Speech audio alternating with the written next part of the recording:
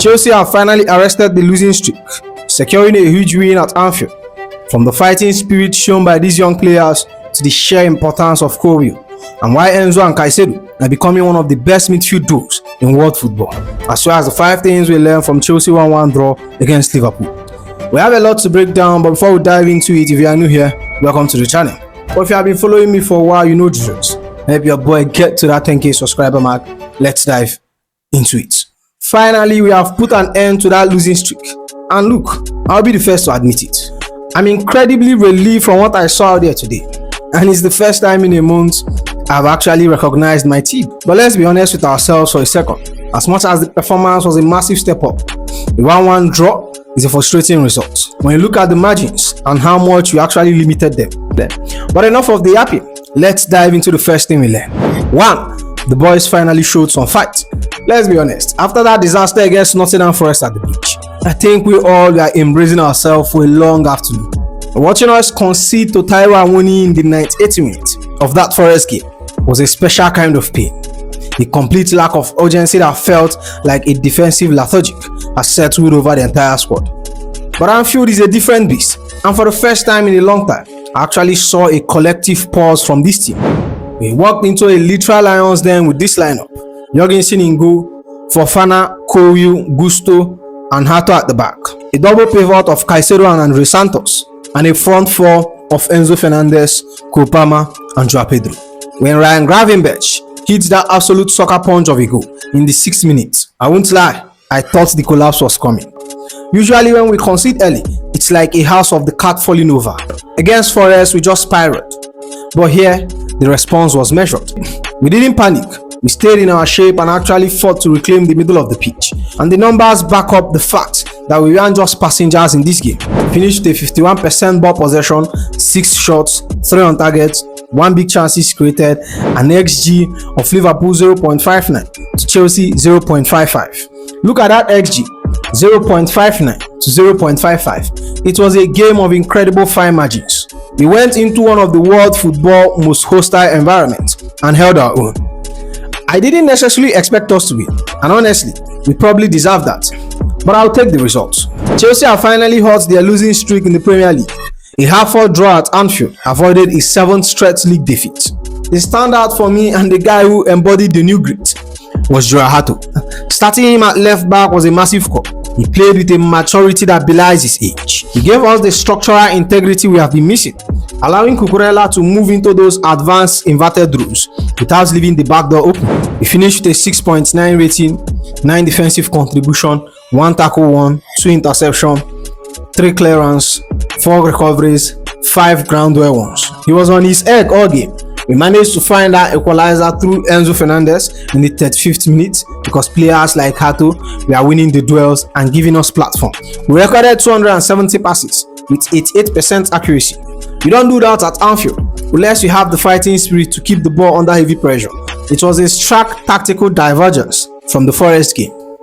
And if we keep this level of mental fortitude, we might actually be up to something.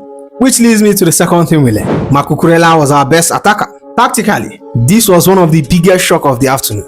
When the team sheet dropped, I think we all assumed we are looking at a standard 3 at the back, with Cucurella and Malo Gusto as wing back.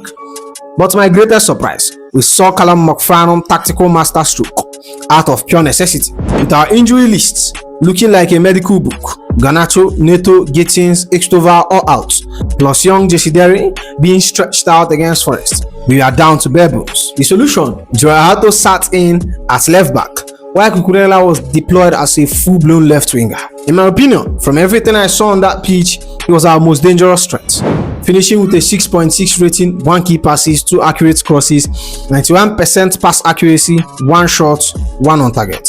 He was constantly making runs that destabilized Liverpool backline, especially in the first half. The synergy between him and Caicedo was high IQ football at finest. He was perfectly timing his run to latch onto those lofted Caicedo long balls and exploited space behind Ibrahim Konate and Jeremy Frimpong.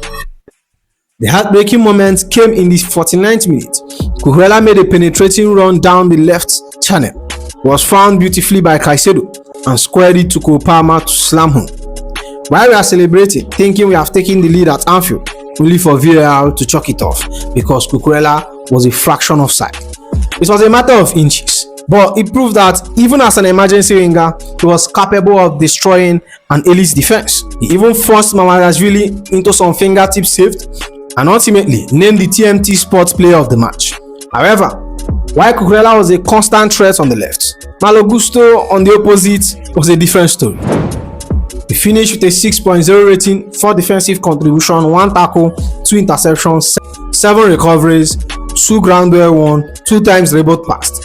It's a bit of worrying because while we found joy through Cucurella inverted runs and high pressing, Gusto seemed to struggle to have the same impact. We needed that balance on the day our attacking impetus almost entirely flowed through the energy of our auxiliary winger. The fact that the Anfield crowd was getting restless during our spells of possession just shows how much we were pinning them back. We have gone from going over 9.5 hours without a goal to looking like a genuine threat at one of the hardest grounds in the world. Now brings me to the third thing we learned, and that is the Levi Colwill impact. One thing that was very evident today was the massive impact of Levi Colwill. Since his return against Nottingham Forest, we have only considered 2 goals, and today we saw exactly why we missed him. We saw his importance to our backline, and while he's without a doubt our best centre-back, coming back from an ACL injury that kept him out since the Club World Cup win over PSG in July 2025, is no small feat. To slot in seamlessly and play a full 90 minutes at Anfield, that deserves a serious round of applause. Most players take months to find their rhythm after 8 months out, but Colwill, he looked like he never left. The drop-off when he was gone was real. We went 13 games without a clean sheet, but he has stabilized us instantly. He finished with a 6.9 rating, 11 defensive contributions, 1 tackle, 3 interceptions, 6 clearance, 1 shot blocked, 1 recoveries, 2 ground duel won, 2 aerial duel won, and 0 time dribble pass. Levi Colwill was absolutely brilliant. I don't think we could have seen him start this soon, but wow, to come back from an ACL injury and play like that was impressive. A couple of really vital tackles and interception, and the biggest thing we missed, his line breaking and progressive passes improved our build-up tenfold, as PYS stated on Twitter.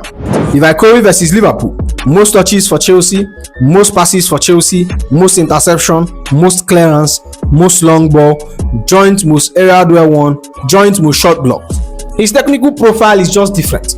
As a left-footed centre-back, he provides a natural balance that makes our build-up play so much more expansive. He's got that high IQ audacity.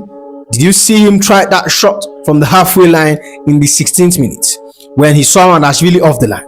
The execution wasn't quite there, but the vision was top tier. His presence also completely transformed Wesley Fofana's game. They partnered in the heart of the defense for the first time in months, and the synergy was night and day compared to what we have been seeing lately. Fofana finished with a 6.5 rating, 3 defensive contributions, 2 interceptions, 1 clearance, 4 recoveries, 1 ground duel won. While Fofana's numbers might be lower, Colwill leadership allowed him to focus on his individual battles. Fofana was even heavily involved in the equalizer. Originally, it looked like his touch, though it was officially credited to Enzo. Having that central anchor meant Gusto and Hato can actually do their job without looking over their shoulder, and it seems like McFarlane has seen enough to be convinced for the big one at Wembley. McFarlane confirmed Levi Colwill is now in his thoughts to play for Chelsea in the FA Cup final after his display today. If we are going to have any chance in that final, we need this version of Levi Colwill. But moving on to the fourth team we learned, and that is our midfield. It's one of the best in the world. I can say it with my chest. Our midfield duo is right up there with the best in the world. When you look at Enzo Fernández and Moisés Caicedo, you are looking at 2 players who can compete with any midfield engine on the planet. I've said it before and I'll say it again. We must build our entire team around these 2. At Anfield, they didn't just hold their own, they outplayed Liverpool through for the significant spell of the match. The offensive evaluation of Enzo Fernández has been nothing short of astronomical this season. Enzo finished with a 7.3 rating, 1 goal, 93% accurate passes, 2 shots, 2 on target, 1 big chance missed. His 35th minute equalizer was the decisive moment that earned us that point. It started as a low whipped free kick that evaded everyone, including Fofana, and ricocheted into the bottom corner. That goal wasn't just a fluke, it was part of a trend that is rewriting the record books for us. No central midfielder have scored more Premier League goals than Enzo Fernández this season, 9. Enzo Fernández has now scored more Premier League goals than Chelsea's Michael Ballack Michael Essien, Oliver Giroud, or 17. He moves level with Juan Mata. Then we have Moisés Caicedo. He gets so much stick for being just a shin kicker or a defensive destroyer, but if you actually watch the match, his attacking movements and vision are elite. Those long pin lofted passes to Cucurella in the first half were weighted perfectly. He was everywhere, winning the ball, reading the game brilliantly, and then immediately turning defense into attack.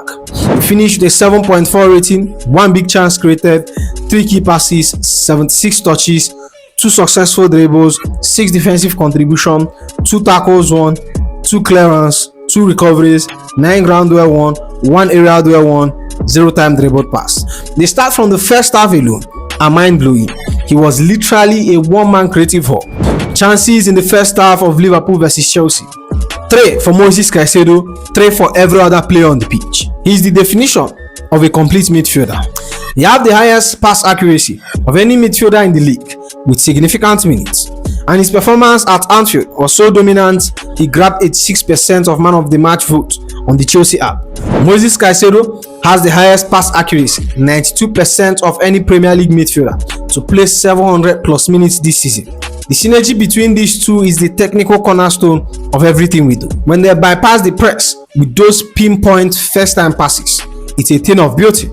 If we continue to redefine our system around their strengths, the ceiling of this team is incredibly high. But moving on to the last thing we learned, and that's let's bring this energy to Wembley. Perhaps the final and the most important thing we learned is that this team still have a soul. After the last month or two in the Premier League, where things look genuinely bleak, the fighting spirit we saw at Anfield has completely changed the vibe. I saw a better performance today than I have seen in a long time. A team that was actually putting up scrap and refusing to be bullied. And honestly, we need every bit of that energy and battle for the trip to Wembley. I'll be real, I'm very positive. I'm not saying it's a guaranteed win, but from what I saw today, I think we might actually get something out of that City game. We have managed to halt the losing streak and stabilize the defense just in time. If we bring the same level of intensity against City, all of a sudden, a season that looked absolutely disastrous could be salvaged. We have a chance to turn a crisis campaign into a foundational success by bringing home domestic silverware and securing European football via Europa League. The blueprint for upsetting a Pep Guardiola side was laid out here at Anfield: a compact defensive structure anchored by a returning of Levi Colwill, a high-intensity duel across the pitch, like the shift Hato and Enzo put in, elite midfield control from our world-class duo Caicedo and Enzo. Plus, we have got the captain, Rhys James, back in the mix. He played 30 minutes at Anfield and he looked absolutely seamlessly, even when stepping into midfield.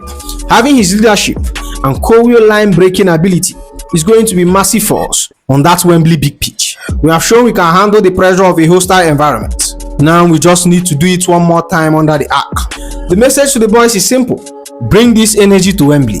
Let's save our season and remind everyone who we are. And with that said, that's the end of the video, my friends. Make sure you like, comment and subscribe, and I'll see you in the next one. You go be.